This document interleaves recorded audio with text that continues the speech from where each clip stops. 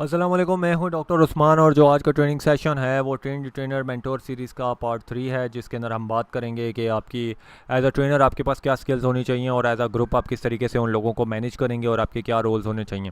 तो हम बात स्टार्ट करते हैं कि सबसे पहले इसकी क्यों ज़रूरत पड़ती है। मसला ये है कि एज अ ट्रेनर आप लोगों को ये पता नहीं होता कि आपने किस तरीके से एक बड़े ग्रुप को मैनेज करना है। जब आप स्टार्ट करते हैं तो माइट भी आपके पास दो या तीन प्रोफेशनल्स हों या दो या तीन कैंडिडेट्स हों जिनको आप ट्रेनिंग प्रोवाइड कर रहे हों, और ये भी हो सकता है कि आपके पास दो या तीन के अलावा जो है 70 से 80 भी आपके पास स्टूडेंट्स या आपके पास कैंडिडेट्स हो सकते हैं। सो एज अ ट्रेनर आपने उनको किस तरीके से मैनेज करना है इसकी आपके पास स्किल्स होनी चाहिए, जिसको आप बेसिकली कोचिंग स्किल्स कहते हैं। उसके अलावा जो है अगर आप मैनेजमेंट ट्रेनर हों या आप नॉर्मल भी एक ट्रेनर या टीचर हों तो आपको ये पता होना चाहिए कि आपके पास किस तरीके से अपना रोल चेंज करना है। उस ट्रेनिंग सेशन के अंदर आपने किस तरीके से हेल्प आउट करना है या क्लैरिफायर बनना है या आपने क्या रोल प्रोवाइड करने। तो यही चीज़ हम देखेंगे कि सबसे इंपॉर्टेंट चीज़ें आपके पास एज अ ट्रेनर क्या बनती हैं। तो जो पहला पॉइंट है आपके पास कि आपको सबसे पहले इंटरपर्सनल स्किल्स होनी चाहिए, यानी आपके पास इतना कॉन्फिडेंस होना चाहिए कि आप एक ग्रुप के सामने जाके अपनी बात को प्लेस कर सकें और उसको क्लैरिफाई कर सकें और उसको डिफेंड कर सकें। तो जब आप ग्रुप की बात करते हैं तो ये होती है आपकी टू वे इंट्रैक्शन। जब आप किसी भी क्लासरूम में जाएंगे या किसी को कुछ पढ़ा रहे होंगे तो बेसिकली आपके पास ये टू वे इंट्रैक्शन के थ्रू आप लोगों से कुछ पूछेंगे भी सवाल और लोग जो है आपको जवाब भी देंगे। उन जवाबों के ऊपर आपको ओपिनियन भी देनी पड़ती है और कमेंट आउट भी करना पड़ता है। और आपके लिए ये अच्छा होगा कि आपके पास जो है उसकी फ़ीडबैक अच्छे तरीके से आ रही हो और पॉजिटिव हो। तो ये तभी होगा जब आपके पास कम्युनिकेशन स्किल स्ट्रांग होगी। तो अगर आपके पास कम्युनिकेशन स्किल स्ट्रांग नहीं है तो मैं यही कहूँगा कि एज अ ट्रेनर जो है आप सबसे पहले अपनी कम्युनिकेशन स्किल के ऊपर काम करें। और आपको लोगों से बोलने से डरना नहीं चाहिए अगर आप जो है सही बात बोल रहे हो।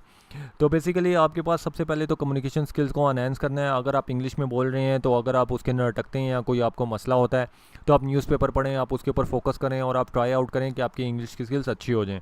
इस तरीके से अगर उर्दू के अंदर प्रॉब्लम होती है तो आप जो है उसके अंदर भी उसको रिवाइज़ करें अपने सेशन को बार बार, और आप उसकी प्रैक्टिस करें और आप जो है कॉन्फिडेंट रहकर उस ट्रेनिंग को प्रोवाइड करें। तो जब आप कोई ट्रेनिंग दे रहे होते हैं तो बेसिकली आपको काफ़ी सारे काम करने होते हैं, जिसके अंदर आपके पास पैराफ्रेजिंग आ जाती है, जिसको हम कहते हैं कि आप कॉन्टेक्स्ट को बदल के या लफ्ज़ों को बदल के भी बोल सकते हैं।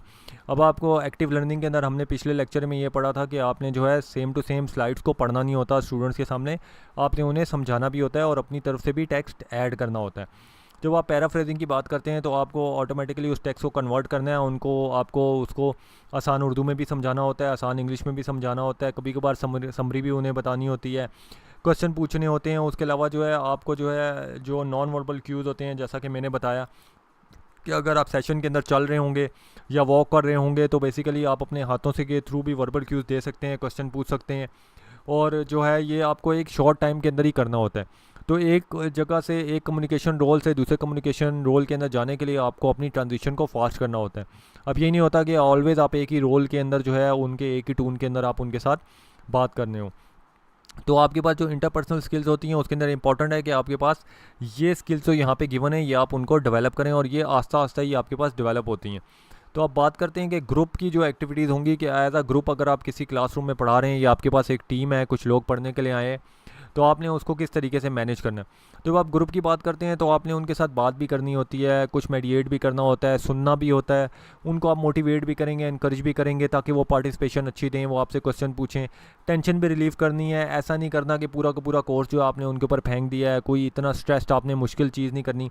तो एज अ ग्रुप आपको ये पता होना चाहिए कि ग्रुप की प्रोसेस के अंदर आपने किस तरीके से इन सारे फंक्शंस को मोनीटर करना है और मेंटेन रखना है अपने फंक्शन के अंदर। इस वजह से इसे कहते हैं ग्रुप मेंटेनेंस फंक्शंस, कि आपने ग्रुप को किस तरीके से ऑल द टाइम जो है ट्रेनिंग सेक्शन के दौरान जो है अपने साथ रिलेट रखना है। इसी तरीके से जब आप ग्रुप को रिलेट रखने की बात करते हैं तो आप ये कर सकते हैं कि उनको आप फोकस रखें अपने लेक्चर या टॉपिक के ऊपर। जब आप लेक्चर या टॉपिक के ऊपर फोकस रखेंगे तो आपको काफ़ी सारी फीडबैक उनकी तरफ से आएगी, जिसे आप यूज़फुल इन्फॉर्मेशन भी कह सकते हैं या अनरिलेटेड भी कह सकते हैं। तो ये आपके ऊपर डिपेंड करता है कि कौन सी इन्फॉर्मेशन आपके लिए यूज़फुल है और कौन सी इन्फॉर्मेशन यूज़फुल नहीं है।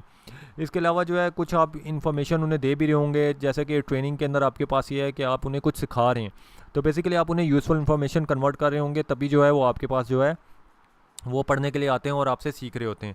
तो इन सारी बातों के साथ जब आप कोई फंक्शन अप्लाई कर रहे होंगे तो आपके पास कोई ना कोई एक्शन भी होगा। जैसे अगर कोई यूज़फुल इन्फॉर्मेशन आपकी तरफ आती है तो आपको उसके ऊपर रिएक्ट भी करना होता है। तो आपने ये देखना है कि आपने किस तरीके से उस क्वेश्चन या उस चीज़ के ऊपर रिएक्ट करना है और इन्फॉर्मेशन को किस तरीके से आपने यूज़ करना है। तो एज अ ट्रेनर आपको पता होना चाहिए तो आप जब भी कोई ट्रेनिंग सेशन देने जाएंगे तो आपको पता होना चाहिए कि आपने ग्रुप को किस तरीके से मैनेज करना है, और यही टेक्निक्स हैं ग्रुप को मैनेज करने के लिए। और जब आप किसी भी ग्रुप के अंदर काम कर रहे होंगे या उस ग्रुप को कोई चीज़ समझा रहे होंगे तो आप इनिशिएटर भी हो सकते हैं। जैसा कि आपने स्टार्ट में जाके अपना इंट्रोडक्शन करवाना होता है एज अ ट्रेनर, आपने उन्हें बताना होता है कि आपकी क्या स्किल्स हैं, आपने अभी तक क्या काम किया है, और आपने उनको एक स्ट्रीमलाइन एक स्टार्ट सेशन करना होता है। उसके अलावा जो है कभी कभार ये होता है कि आपके पास जो है ओपिनियन आप उन्हें दे भी रहे होते हैं, ओपिनियन आप उनसे ले भी रहे होते हैं। जैसे कि काफ़ी सारी केस स्टडीज़ वाले जो ट्रेनिंग सेशन होते हैं उसके अंदर आपने ओपिनियन लेनी भी होती है और देनी भी होती है। इसके अलावा जो है एक्टिविटीज़ आप काफ़ी सारी परफॉर्म कर देते हैं, वो भी आपकी ओपिनियन बेस्ड भी होती हैं। अगर आप कोई क्वेश्चन भी अगर किसी से पूछते हैं तो उसके ऊपर भी आपको क्लैरिफिकेशन देनी पड़ जाती है, या किसी कॉन्सेप्ट के ऊपर आपको बताना पड़ जाता है कि एक्सप्लेन करना पड़ जाता है कि कॉन्सेप्ट फर्दर डिटेल के अंदर आपके पास क्या है। देन आप कोऑर्डिनेट भी कर रहे होते हैं, बिकॉज जो है आप ट्रेनिंग सेशन को वहाँ पे प्रॉपर्ली मैनेज कर रहे होते हो उस टाइम पीरियड के साथ, और आप ओरिएंट भी कर रहे होते हो, बेसिकली आप प्रेजेंट भी कर रहे होते हो, और आप उसको सारा का सारा ट्रेनिंग सेशन आपने ही चलाना होता है एज अ ट्रेनर। सो अगर आप स्ट्रॉन्ग हो गए, आपके कॉन्सेप्ट क्लियर होंगे, तो एज अ ट्रेनर या आप वो ट्रेनिंग सेशन जो है अच्छे तरीके से चला लेंगे। और अगर आप ही उसमें वीक होगे तो आप वो ट्रेनिंग सेशन अच्छे तरीके से नहीं चला सकोगे। तो आपको पता होना चाहिए कि एक रोल से मैंने दूसरे रोल के ऊपर किस तरीके से स्विच करना है, और कौन से रोल अच्छे हैं और कौन से रोल बुरे हैं। तो उसकी कुछ एग्जांपल मेरे पास यहाँ के ऊपर गिवन है। जो आपके पास सबसे जो बेहतर रोल है वो आपके पास है सपोर्टर का, कि आप उनको सपोर्ट करें और साथ साथ हेल्प करके उन्हें सिखाएं। ये नहीं है कि सिर्फ उन्हें डोमिनेट करते रहें और उन्हें जो है आप तंग करने के ऊपर फोकस करें और उनको टफ़ टाइम दें।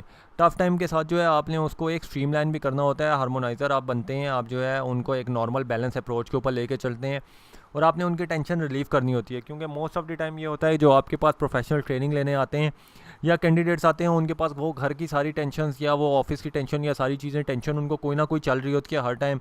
ऑफिस वाले भी पीछा नहीं छोड़ते हैं, जब वो ट्रेनिंग लेने आते हैं कोई ना कोई चीज़ उनकी चल रही होती है। तो आपने एज अ टेंशन रिलीवर बनना है, उनको इस तरीके से समझाना है कि वो आसानी से वो चीज़ समझ लें, और एनकरेज करें आप उसकी ऑक्सफोर्ड अप्रोच की तरफ, मतलब क्वेश्चन या फीडबैक की अप्रोच हो, उनकी अप्रोच आपकी जो है एक बैलेंस एज अ फैसिलिटेटर और एज अ डोमिनेंट रोल ना हो आपका, एक मिक्सअप रोल आपने यूज़ करना है, और आप आसानी से उसको लोगों को समझा सकें और वो ये चीज़ें समझ सकें। जो रोल आपने अवॉइड करने हैं वो हमारे पास ये है कि आपने ब्लॉकर नहीं बनना, कि जैसे कोई भी जो है बंदा क्वेश्चन आपसे पूछे, आपने कहना है नहीं मैं जवाब नहीं देता, या मैं बाद में जवाब दूंगा, या आपको किसी के क्वेश्चन के ऊपर कोई गुस्सा आ जाए, ऐसा आपने बिल्कुल भी नहीं करना। एज अ ट्रेनर आपने काम रहना है, बिल्कुल आपने जो भी बात करनी है वो आपने बिल्कुल एक लिहाज एक हद में करनी है, आपको बिल्कुल एक आइडियल रोल प्रेजेंट करना है। आपने ये नहीं करना कि सिर्फ जो है मेरी बात सुनी जाए, मैं जो हूँ स्टार बन गया हूँ भाई, मैं ट्रेनर हूँ, बाकी सारे तो बच्चे हैं इन्हें कुछ भी नहीं आता। आपने ऐसा भी नहीं करना कि आप जोक्स क्रैक करते रहें और आप जो है जोकर एक किस्म के बन जाएं। तो आपने एक बैलेंस अप्रोच लेके जानी है, और उसके अलावा जो आपने डोमिनेट नहीं करना पीपल्स को। जो लोग आपके पास आ रहे हैं वो आपसे नॉलेज लेने के लिए आ रहे हैं, तो नॉलेज लेने के लिए जब आ रहे हैं तो आपको 100% उन्हें नॉलेज देना चाहिए। आपको ये नहीं करना चाहिए कि आप नॉलेज संभाल के अपने पास रखते रहें और उन्हें आप ट्रांसफ़र ना करें और उनको कहें जी अच्छा जी ये तो नेक्स्ट ट्रेनिंग सेशन के अंदर देखा जाएगा, और नेक्स्ट ट्रेनिंग सेशन के अंदर भाई जी इसके अंदर रजिस्ट्रेशन करवा लें तो आपको पता चल जाएगा। इसके अलावा जो है जब ट्रेनिंग सेशन कंप्लीट हो जाता है तो बहुत सारे ट्रेनर ये करते हैं कि वो उन ट्रेनर या उन लोगों को सपोर्ट ही नहीं करते हैं। वो ट्रेनिंग सेशन देने के बाद समझते हैं कि हमें पैसे मिल गए हैं, हमने ये ट्रेनिंग दे दी, अब हमारा इन लोगों के साथ कोई ताल्लुक नहीं है। तो ऐसा बिल्कुल भी नहीं करना चाहिए। बिल्कुल सेल्फ सेंटर्ड रोल होते हैं, सेल्फ सेंटर्ड ट्रेनर होते हैं, और वो कभी भी किसी के लिए कुछ नहीं कर सकते हैं। उनका मकसद सिर्फ पैसे कमाना होता है और सिर्फ नॉलेज देना होता है, और वो नॉलेज भी वो उनका लिमिटेड ही होता है। तो जब एज अ ट्रेनर आप प्रेजेंट करें और आप ये चाहते हैं कि लोग आपको समझें जानें और आप अच्छे बने, तो आपको सिर्फ पैसों के पीछे नहीं भागना है, आपको नॉलेज के पीछे भागना है। तो ये ट्रेनिंग सेशन था यहीं तक। अगर ये पसंद आया तो मेरे चैनल पर ज़रूर जाइएगा और इसे लाइक और सब्सक्राइब कीजिएगा। और कोई भी कॉन्सेप्ट उर्दू या इंग्लिश के अंदर समझना है तो आप कमेंट आउट कर सकते हैं, और मेरी हर ट्रेनिंग सेशन का एक जो है ट्रेनिंग सर्टिफिकेट आप ये ले सकते हैं, जो उसकी सारी प्रोसेस यहाँ पे गिवन है।